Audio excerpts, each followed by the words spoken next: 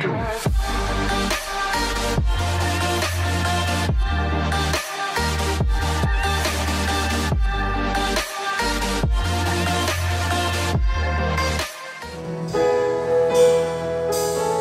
naik pujian lebih dari Allah. Mari kita sama-sama katakan, sering kami mengerti jalan-jalan Tuhan, tapi kami percaya Tuhan rencana-Mu yang terindah bagi hidup kami. Terima kasih Tuhan.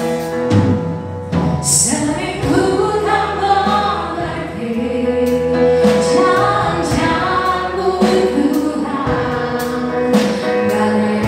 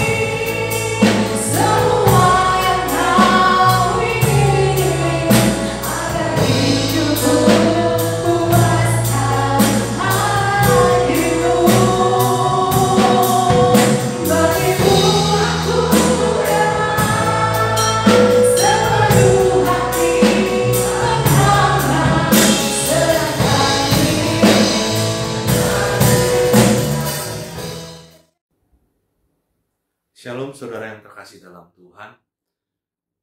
Kita berjumpa kembali dalam ibadah online di bulan terakhir, minggu terakhir tahun 2020. Beberapa hari ke depan kita akan menyongsong tahun 2021.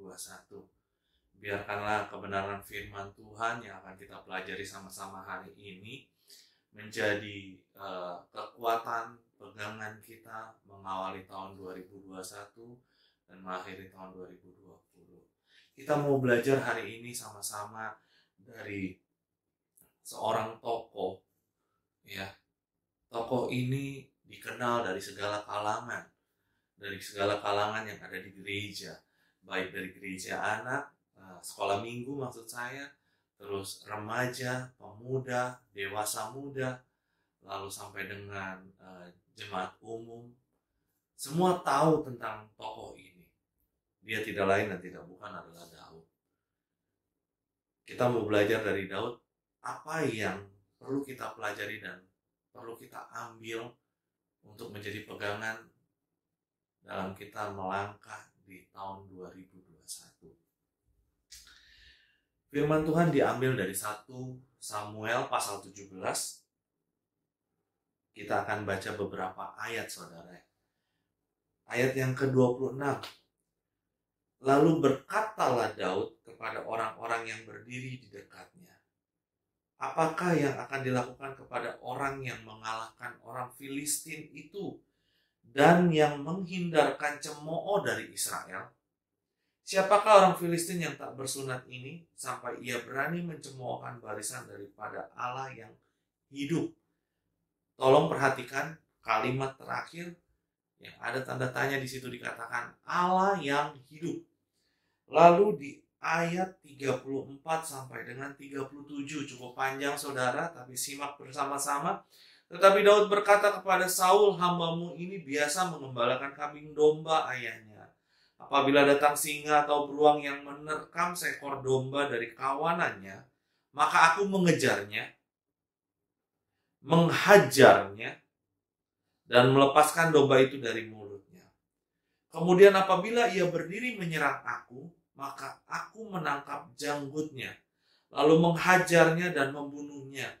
Baik singa maupun beruang telah dihajar oleh hambamu ini, dan orang Filistin yang tidak bersunat itu, ia akan sama seperti salah satu daripada binatang itu, karena ia telah mencemooh barisan daripada Allah yang hidup. Pula kata Daud, Tuhan yang telah melepaskan aku dari cakar singa dan dari cakar beruang, dia juga akan melepaskan aku dari tangan orang Filistin itu. Kata Saul kepada Daud, pergilah, Tuhan menyertai engkau. Kisah ini, saudara, menggambarkan bagaimana bangsa Filistin sedang berperang dengan bangsa Israel. Dan di dalam peperangan ini cukup lama, saudara. Enggak sehari, 2 hari, seminggu, 2 minggu. Tapi peperangan ini dilakukan lebih dari 40 hari. Dari mana kita bisa mengetahui 40 hari, lebih dari 40 hari? Di ayat yang ke-16, ya, kita lompat dulu. Orang Filistin itu maju mendekat pada pagi hari dan pada petang hari. Demikianlah ia tampil ke depan 40 hari lamanya. Saya mau menggambarkan tentang keadaan dan situasi yang terjadi pada waktu peperangan ini. Peperangan ini terjadi di lembah. Di sisi yang satu adalah bangsa Filistin dan di sisi yang satu adalah bangsa Israel. Setiap pagi dan petang, bangsa Filistin ini tampil menghampiri bangsa Israel, tapi tidak melakukan apa-apa, saudara. Dia hanya menggertak, dia hanya ingin membuat bangsa Israel ketakutan, cemas, khawatir, luar biasa bahwa Filistin adalah bangsa yang besar. Tetapi kalau kita lihat dan kita pelajari, kenapa Filistin melakukan hal tersebut? Karena Filistin memiliki ketakutan dengan bangsa Israel yang luar biasa. Kenapa bangsa Filistin harus takut dengan bangsa Israel? Kita bisa lihat di ayat-ayat sebelumnya atau perikop atau pasal sebelumnya bagaimana bangsa Israel yang dianggap lemah, dia bisa menumpas bangsa Amalek. Kabar ini tersiar buat orang Filistin. Dan orang Filistin tahu bahwa bangsa Israel punya Allah yang hidup. Sehingga orang Filistin ini sebenarnya tidak berani untuk berperang dengan orang Israel. Tapi orang Filistin ini mempunyai taktik, mempunyai cara, saudara. Dia buat takut, dia buat khawatir, dan dia tampilkan satu sosok yang dahsyat dan luar biasa. Orang yang besar seperti raksasa yang bernama Goliat. Apa yang dilakukan Goliat? Goliat juga cuma hanya bisa berkata-kata dan berkata-kata. Memang dia bisa mengangkat pedang lembing yang berat, dia bisa mengangkat perisai yang luar biasa beratnya. Dan orang dan bangsa Israel, dia hanya melihat dari apa yang bisa dilihat mata, saudara. Cuman dahsyat dan luar biasanya bahwa Allah kita, Allah Israel adalah Allah yang hidup. Hanya seorang pemuda yang mengetahui bahwa bangsa Israel mempunyai Allah yang hidup, yaitu Daud. Tidak ada yang lain. Makanya pada waktu itu Daud berkata, siapakah orang itu yang berani menghina barisan Allah yang hidup? Kenapa Daud bisa mengetahui bahwa Israel punya Allah yang hidup? Tidak lain dan tidak bukan. Karena Daud punya pengalaman. Daud percaya kepada Allah. Hal-hal rutinitas yang Daud lakukan adalah mengembalakan kambing dan domba. Tidak banyak, hanya 2 atau 3 ekor. Tapi Daud setia mengembalakan kambing dan domba. Pada waktu itu, Daud pasti pada saat dia mengembalakan, dia suka bermain kecapi. Karena kita tahu di perikop ini pun juga, di perikop sebelumnya Daud menghibur Saul yang kerasukan. Hanya dengan kecapi, dengan pujian penyembahan, roh itu pergi. Karena Daud punya percaya, dia punya pengalaman dengan Allah. Makanya Daud bisa mengatakan bahwa dia punya Allah yang hidup. Kenapa orang Filistin yang orang tidak bersunat itu bisa mencemoohkan kita? Karena kita punya Allah yang hidup. Saudara yang terkasih dalam Tuhan, pada waktu kita mau menapaki 2021 dan mengakhiri 2020, pegang kuat-kuat kalimat ini bahwa kita punya Allah yang hidup. Bagaimana kita bisa tahu kita punya Allah yang hidup? Hanya dengan percaya saja dan percaya saja. Saya mau menggambarkan mengenai kata percaya itu dengan sebuah ilustrasi, saudara. Ya, di sebuah negeri, ya, ada seorang akrobatik ternama dan hebat. Dia melakukan atraksi di satu buah air terjun. Dia memasang kabel dari satu ujung air terjun ke ujung air terjun yang lain, saudara. Pada waktu akrobatik ini melakukan, berjalan kaki melewati kabel itu tanpa bawa apa-apa dan kembali lagi ke tempat asalnya selamat. Semua penonton bersorak-sorai, bertepuk tangan dengan luar biasa. Lalu akrobatik ini bertanya, kalau saya membawa gerobak ini ke seberang dan kembali ke sini, apakah saudara-saudara percaya? Para penonton itu berkata, saya percaya. Dia lakukan itu dan selesai. Kembali lagi tanpa kekurangan apapun, dia selamat. Wow, semua bersorak-sorai. Semua penonton bertepuk tangan. Wow, hebat. Amazing. Lalu akrobatik ini berinteraksi dengan penonton. Dia berkata, saya akan menyeberangi kembali air terjun ini, melewati kabel ini, ya, dengan membawa gerobak ini. Tapi ada satu lagi, saya harus membawa beban dalam gerobak ini. Penonton percaya, ya saya percaya, luar biasa, pasti saya percaya kamu bisa lewati itu. Para penonton berkata demikian, saudara. Tapi pada waktu akrobatik ini berkata, siapa dari sekian yang hadir di tempat ini, yang menonton acara ini, bisa membantu saya untuk ikut dalam gerobak saya akan dorong dan kembali ke tempat ini dengan selamat. Tidak ada seorang pun yang berani berkata dan mengangkat tangan, semua terdiam. Bagaimana dengan beberapa saat yang lalu yang dia katakan, iya saya percaya, saya percaya. Lalu, tiba-tiba ada seorang anak kecil tanpa berkata A dan B, dia langsung naik ke gerobak. Dan akrobatik ini tanpa berkata banyak, dia langsung mendorong anak itu dengan gerobaknya melalui kabel, melintangi air terjun. Dia lewat ke satu titik di ujung dan kembali lagi dengan selamat. Pada waktu saat akrobatik, gerobak, dan anak ini kembali dengan selamat, tempik sorak luar biasa, saudara. Para penonton luar biasa. Lalu selidik punya selidik, siapakah anak kecil ini? Dia tidak lain dan tidak bukan adalah anak kandung dari akrobatik. Ini gambaran percaya, saudara. Kalau kita bisa berkata dengan mulut kita bahwa kita percaya, hati kita pun juga harus percaya.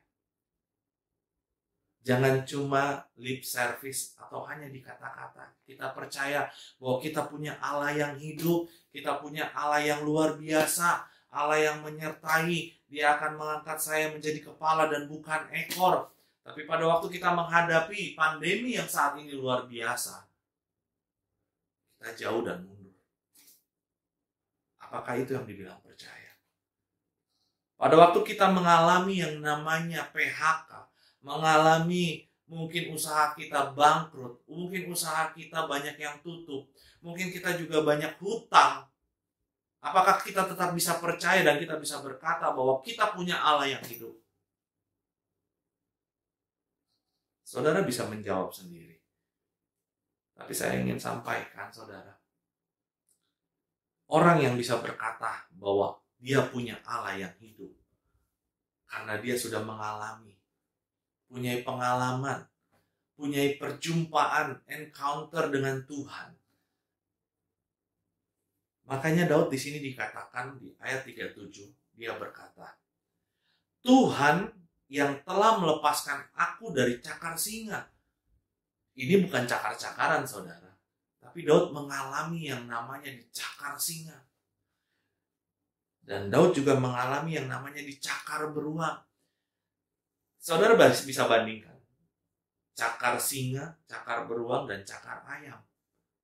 Kalau kita dicakar ayam, mungkin kita nggak akan punya respon sesuatu hal yang luar biasa. Dan mungkin juga luka di badan atau di tubuh kita dicakar ayam nggak seperti pada waktu kita dicakar singa. Tidak seperti kita dicakar beruang. Tapi ini Daud mengalami hal itu. Tapi hebatnya Daud, dia bisa berkata, Tuhan yang telah melepaskan aku. Dia mengalami perjumpaan dengan Tuhan dan dia percaya sama Tuhan. Bahwa Tuhan sudah melepaskan dia dari segala binatang buas. Apalagi dengan orang Filistin ini. Di ayat 37 terakhir dikatakan, dia juga akan melepaskan aku dari tangan orang Filistin itu. Kata Saul kepada Daud, pergilah, Tuhan menyertai engkau. Saudara, kita bisa lihat ya, pada waktu kita percaya sungguh dengan Tuhan, ya, kita percaya bahwa kita punya Allah yang hidup, ada dampak buat orang lain, saudara. Pada waktu kita mempunyai Tuhan yang hidup dalam hidup kita, kepercayaan kita itu bisa dilihat dengan orang lain, dan orang lain itu bisa mendapatkan dampak yang luar biasa. Kita bisa lihat dari mana? Dari kata-kata Saul. Pada waktu statement Daud berkata bahwa Allah akan melepaskan aku, ya, di situ respon positif, ya, yang dikatakan Saul, pergilah, Tuhan menyertai engkau. Kita tahu di cerita ini bahwa Saul pun juga ketakutan dengan bangsa Filistin. Bagaimana orang Filistin ini yang tiap hari pagi petang dia kalau orang Betawi bilang jogrok gitu ya, tampil di depan menakut-nakuti bangsa Israel, ya. Rajanya juga takut. Tapi pada waktu dia mengetahui bahwa di dalam bangsa Israel ada seorang pemuda yang mempunyai dan mempercayai bahwa dia punya Allah yang hidup, dampaknya luar biasa. Daud bisa berkata demikian, pergilah, Tuhan menyertai engkau. Luar biasa, saudara. Gambaran percaya, seperti tadi yang saya sampaikan di ilustrasi, percaya itu mudah, percaya itu simple, tapi melakukannya mau atau tidak, itu pilihan kita. Kita percaya dengan Tuhan 2020, Tuhan memberkati kita, amin. Tuhan menyertai kita, amin. Tapi dengan keadaan dari bulan Januari, Desember akhir wabah, Desember 2019, wabah corona itu sudah merebak di mana-mana. Dan Indonesia punya statement bahwa corona tidak akan masuk. Tapi pada waktu Februari, terjadilah gempar di mana-mana bahwa corona sudah ada di Indonesia. Apa yang terjadi, saudara? Banyak anak Tuhan yang mengalami ketakutan, bahkan stres mungkin. Tapi saya mau katakan, apapun pengalaman saudara dengan keadaan yang saat ini, di tahun ini, tetap percaya bahwa Allah yang kita punya adalah Allah yang hidup.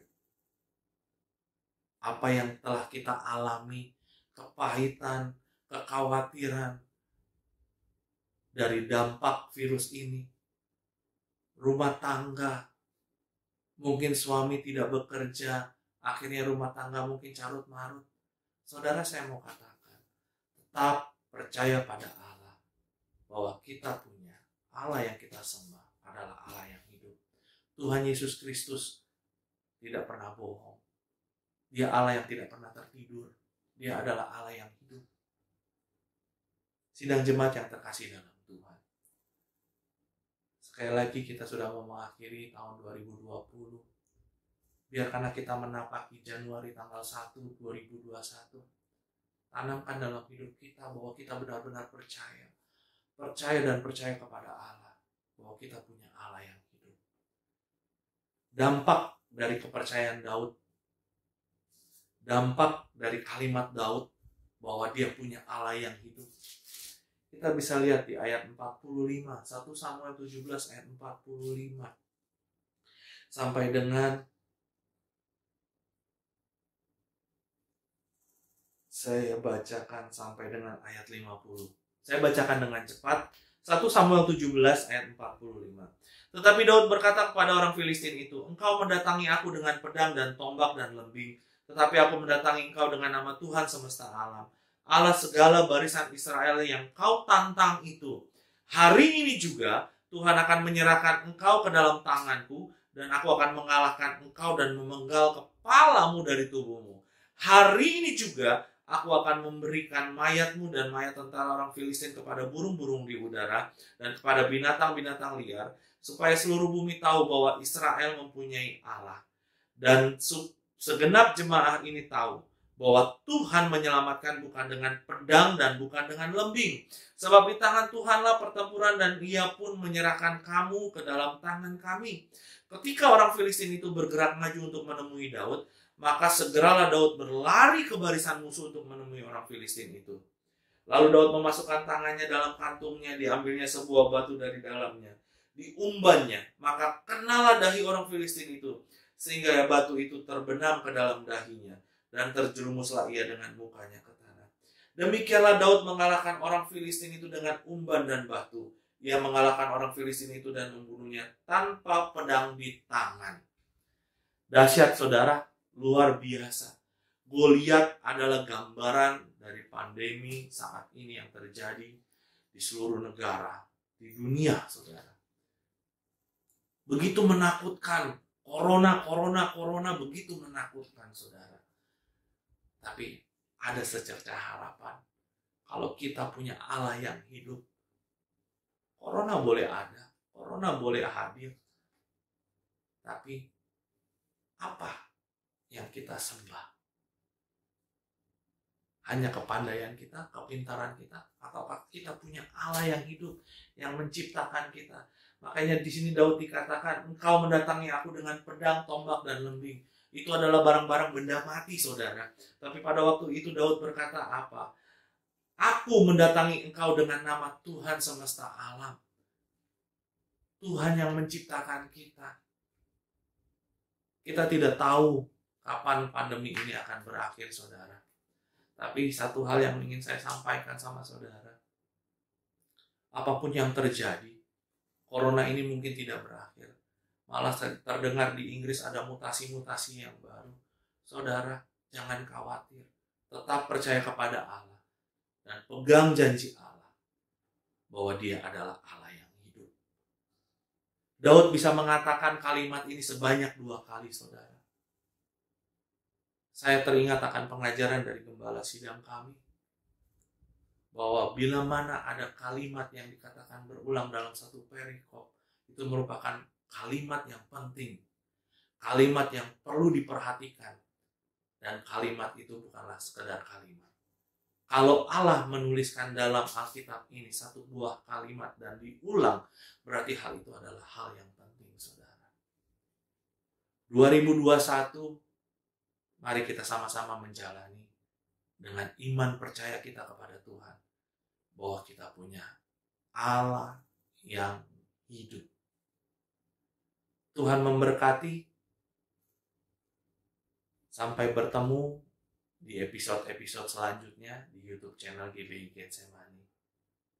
Sekali lagi saya cuma mengatakan untuk seluruh sidang jemaat Tuhan, Merry Christmas dan Happy New Year.